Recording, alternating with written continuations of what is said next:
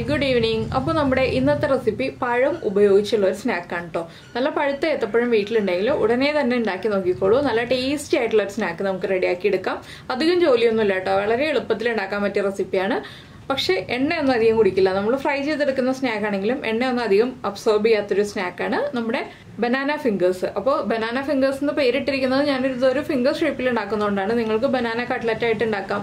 Banana cutlet ആയിട്ടല്ല, banana കട്ട്ലറ്റിന്റെ ഷേപ്പിൽ cutlet പോലെ ഉണ്ടാക്കാം, അല്ലെങ്കിൽ ബനാന ബോൾസ് ആയിട്ട് ഉണ്ടാക്കാം. അതൊക്കെ നിങ്ങളുടെ ഇഷ്ടം പോലെ ഏത് ഷേപ്പിൽ വേണമെങ്കിലും ഉണ്ടാക്കാം.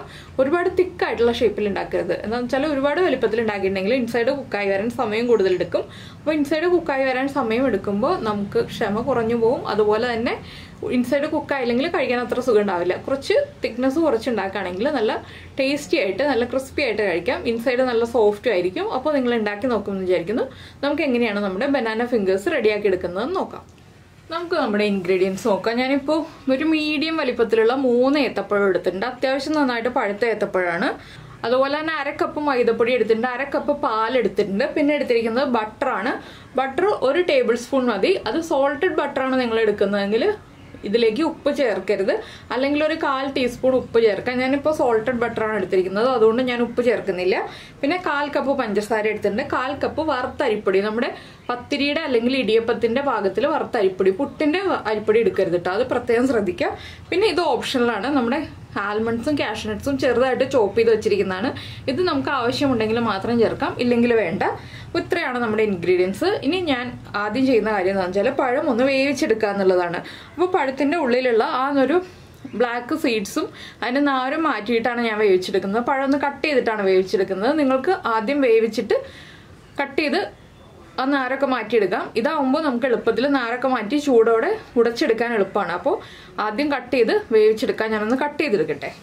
അപ്പം നമ്മുടെ പഴം കണ്ടോ, ഇതുപോലെ നന്നായിട്ട് നമ്മുടെ സീഡ്സ് ഒക്കെ റിമൂവ് ചെയ്ത് നമ്മൾ എടുത്തിട്ടുണ്ട്. ഇങ്ങനെ ചെയ്യുമ്പോഴുള്ള ഗുണം എന്താണെന്ന് വെച്ചാൽ വളരെ എളുപ്പത്തിൽ പഴം വെന്ത് കിട്ടുകയും ചെയ്യും. നമ്മുടെ കൈ പൊള്ളാതെ നമുക്ക് സീഡ്സ് ഒക്കെ റിമൂവ് ചെയ്തെടുക്കുകയും ചെയ്യാം. നമ്മൾ ആദ്യമേ സീഡ്സ് റിമൂവ് ചെയ്തിട്ടുണ്ടെങ്കിൽ പിന്നെ കൈ പൊള്ളുന്ന പ്രശ്നമില്ല. അപ്പോൾ ഞാനിതൊരു 5 മിനിറ്റ് വേവിച്ചെടുക്കട്ടെ. ഇങ്ങനെ നമ്മൾ വേവിച്ചെടുക്കുകയാണെങ്കിൽ പഴം വേഗം കുക്കായി കിട്ടും. 5 മിനിറ്റ് കൊണ്ട് തന്നെ കുക്കായി കിട്ടും. ഇത് ഞാനൊരു ഇഡ്ഡലി പാത്രത്തിലേക്ക് വെച്ച് വേവിച്ചെടുക്കട്ടെ. അതിനുശേഷം നമുക്ക് ബാക്കിയുള്ള കാര്യങ്ങൾ ചെയ്യാം.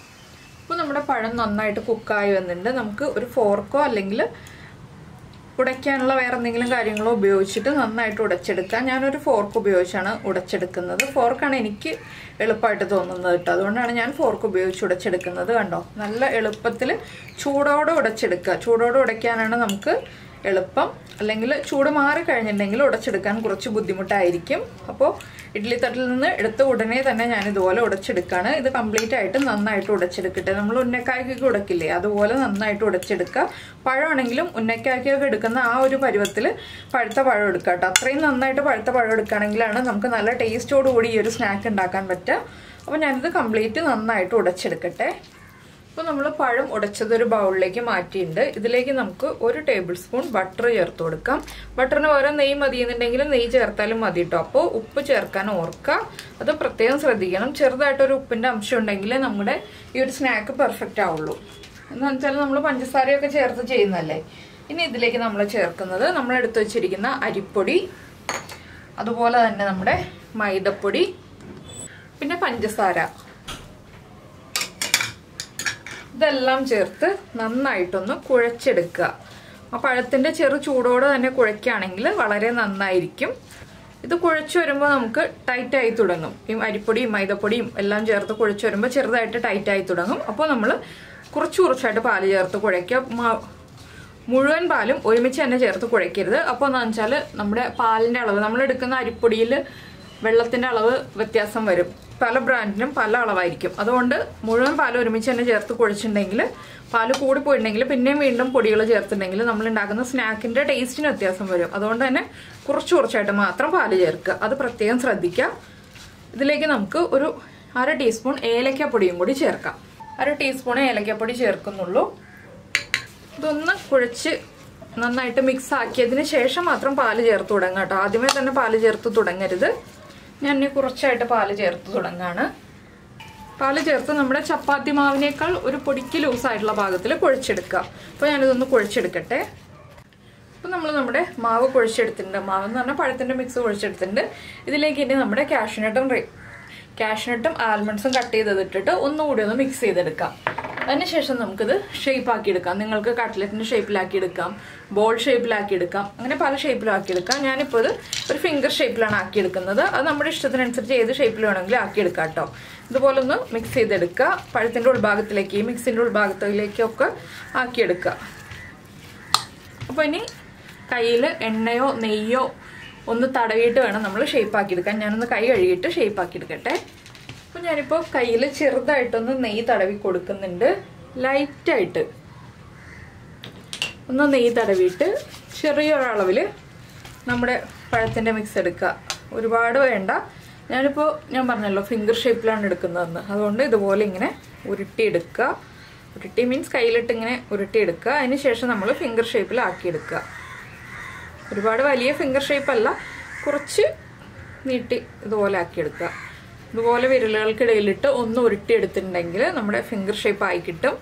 ഇത് കട്ട്ലറ്റിൻ്റെ ഷേപ്പിലാക്കാനാണ് നിങ്ങൾക്ക് എളുപ്പം എന്നുണ്ടെങ്കിൽ കട്ട്ലറ്റിൻ്റെ ഷേപ്പിലാക്കിയാൽ മതി കേട്ടോ. പിന്നെ ഈ കാഷ്നട്ടും ആൽമണ്ട്സും ചേർക്കണം എന്നുള്ളത് ഒട്ടും നിർബന്ധമുള്ള കാര്യമല്ല. ഇടയ്ക്ക് കടിക്കാൻ കിട്ടണം എന്നുണ്ടെങ്കിൽ മാത്രം ചേർത്താൽ മതി. ഇതുപോലെ റെഡിയാക്കി എടുക്കാം. എല്ലാം ഇതുപോലെ ഞാനൊന്ന് റെഡിയാക്കി എടുക്കട്ടെ. അതിനുശേഷം നമുക്ക് ഫ്രൈ ചെയ്തെടുക്കാം. അപ്പോൾ ഞാൻ ഇതുപോലെ ആക്കിയെടുക്കട്ടെ. ഇടയ്ക്കിടയ്ക്ക് കയ്യിലൊന്ന് നെയ്യ് തടവിയാൽ മതി, എപ്പോഴും നെയ്യ് തടവണ്ട.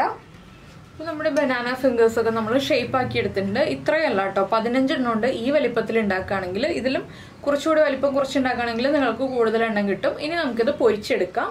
അപ്പോൾ ഞാൻ എണ്ണയൊക്കെ ചൂട് കറക്റ്റ് ആക്കി വെച്ചിട്ടുണ്ട്. ചെറിയ ബർണറിൽ മീഡിയം ഫ്ലെയിമിൽ വെക്കുക കേട്ടോ, ഹൈ ഫ്ലെയിമിൽ വെക്കരുത്. എണ്ണ നന്നായിട്ട് ചൂടായി കഴിയുമ്പോൾ മീഡിയം ഫ്ലെയിമിൽ വെക്കുക. നമുക്ക് ഓരോന്നായിട്ട് എണ്ണയിലേക്ക് ഇട്ട് പൊരിച്ചെടുക്കാം.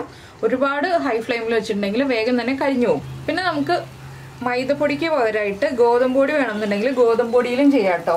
നിങ്ങൾക്ക് മൈദപ്പൊടി താല്പര്യമില്ലാന്നുണ്ടെങ്കിൽ മൈദപ്പൊടിക്ക് പകരമായിട്ട് ഗോതമ്പ് പൊടി ചേർത്ത് കൊടുക്കാം. ഇത് ഒരുപാട് എണ്ണം ഒരുമിച്ചിട്ട് കൊടുക്കരുത്. ഒരു 3-4 എണ്ണം ഇട്ടിട്ട് ഫ്രൈ ചെയ്തെടുക്കുക. ഒരു സമയത്ത് 3-4 എണ്ണം ഇട്ട് കൊടുക്കുക. പരന്ന പാനാണെങ്കിൽ 3-4 എണ്ണം ഇട്ടിട്ട് ഫ്രൈ ചെയ്തെടുക്കുക. നമ്മൾ ബനാന ഫിംഗേഴ്സ് ഇട്ട് കഴിഞ്ഞിട്ട് ഫ്ലെയിം ഒന്ന് കൂട്ടി വയ്ക്കാം. ചെറിയ ബർണറിൽ തന്നെ, വലിയ ബർണറിൽ വെച്ചിട്ട് ഹൈ ഫ്ലെയിമിൽ ഇട്ട് കൊടുക്കരുത്. ആ മൈദപ്പൊടി അരിപ്പൊടി ഒന്നും കുക്കാവാത്താണ്, അതുകൊണ്ട് അതൊന്ന് ശ്രദ്ധിക്കുക. അപ്പോൾ ഒരു സൈഡ് കുക്കായി വരുമ്പോൾ നമുക്ക് അടുത്ത സൈഡിലേക്ക് തിരിച്ചിട്ട് കൊടുക്കാം. ആദ്യമേ ഇട്ട ഉടനെ തന്നെ അനക്കി കൊടുക്കരുത്. ഒന്ന് കുക്കായി തുടങ്ങിയിട്ട് നമുക്ക് അടുത്ത സൈഡിലേക്ക് തിരിച്ചിടാം. അപ്പോൾ നമ്മൾ ബനാന ഫിംഗേഴ്സ് ഇട്ടിട്ട് കുറച്ച് സെക്കൻഡ്സ് കഴിഞ്ഞു. ഒരു സൈഡ് റെഡിയായി വന്നിട്ടുണ്ട്. നമുക്ക് അടുത്ത സൈഡിലേക്ക് തിരിച്ചിട്ട് കൊടുക്കാം. ഒരു സൈഡ് ബ്രൗൺ ആയി വന്നു തുടങ്ങി. നമുക്ക് അടുത്ത സൈഡിലേക്ക് തിരിച്ചിട്ടിട്ട് അടുത്ത സൈഡും ബ്രൗൺ ആയി വരുമ്പോൾ എണ്ണയിൽ നിന്ന് മാറ്റാം. അധികം സമയം എടുക്കില്ല കേട്ടോ, വേഗം കുക്കായി കിട്ടും. പഴം വെന്തതാണ്, ബാക്കിയുള്ള കാര്യങ്ങളാണ് ഒന്ന് കുക്കാവാനുള്ളത്. നമ്മൾ അധികം വണ്ണമുള്ള ഷേപ്പിൽ ഉരുട്ടിയെടുത്തിട്ടുണ്ടെങ്കിൽ കുക്കായി വരാൻ സമയം കൂടുതലെടുക്കും. ബോൾ ഷേപ്പിലാണെങ്കിലും ചെറിയ ബോൾസ് ആയിട്ട് ഉരുട്ടിയെടുക്കുകയാണെങ്കിൽ വേഗം തന്നെ കുക്കായി കിട്ടും. അപ്പോൾ ഇതൊന്ന് കുക്കായി വരുമ്പോൾ ഞാൻ കാണിച്ചു തരാം ഏത് കളറിലാണ് നമ്മൾ എണ്ണയിൽ നിന്ന് മാറ്റേണ്ടതെന്ന്. അപ്പോൾ നമ്മുടെ ബനാന ഫിംഗേഴ്സ് റെഡി ആയിട്ടുണ്ട് കണ്ടോ. ഈ ഒരു കളറാകുമ്പോൾ നമ്മൾ എണ്ണയിൽ നിന്ന് മാറ്റാം. എണ്ണയിൽ നിന്ന് മാറ്റി കഴിഞ്ഞാലും കുറച്ച് കഴിയുമ്പോൾ ഒന്നുകൂടി കളർ മാറി വരും. അപ്പോൾ നമുക്കിതുപോലെ എല്ലാം ഫ്രൈ ചെയ്തെടുക്കാം. ഇനിയിപ്പോൾ കംപ്ലീറ്റ് ഫ്രൈ ചെയ്തിട്ട് കാണാം കേട്ടോ. അപ്പോൾ നമ്മുടെ സ്നാക്സ് എല്ലാം ഞാൻ പൊരിച്ചെടുത്ത് റെഡിയാക്കി വെച്ചിട്ടുണ്ട്. ഇതിലും കൂടുതലുണ്ടെന്ന് നിങ്ങൾക്കറിയാലോ, ഞാൻ പറഞ്ഞല്ലോ നേരത്തെ എത്ര എണ്ണം ഉണ്ടെന്നുള്ളത്. അപ്പോൾ എല്ലാവരും ഇത് ട്രൈ ചെയ്ത് നോക്കൂ. കുട്ടികൾക്ക് കൊടുക്കാൻ നല്ലൊരു സ്നാക്കാണ്. സ്കൂൾ വിട്ട് വരുമ്പോൾ എന്തായാലും ഉണ്ടാക്കിയെടുക്കൂ. അപ്പോൾ എല്ലാവരും ഉണ്ടാക്കി കഴിഞ്ഞിട്ട് അഭിപ്രായങ്ങളൊക്കെ നമ്മുടെ വീഡിയോയുടെ താഴെ ഒന്ന് കമൻറ്റ് ചെയ്യാനും മറക്കരുത്. അതുപോലെ ഇഷ്ടപ്പെട്ട റെസിപ്പി ആണെങ്കിൽ ഒന്ന് ലൈക്ക് ചെയ്യാനും മറക്കരുത് കേട്ടോ. അപ്പോൾ ഉണ്ടാക്കി നോക്കുമെന്ന് വിചാരിക്കുന്നു. നമുക്ക് നമ്മുടെ അടുത്ത റെസിപ്പിയുമായിട്ട് അടുത്ത ദിവസം വീണ്ടും കാണാം.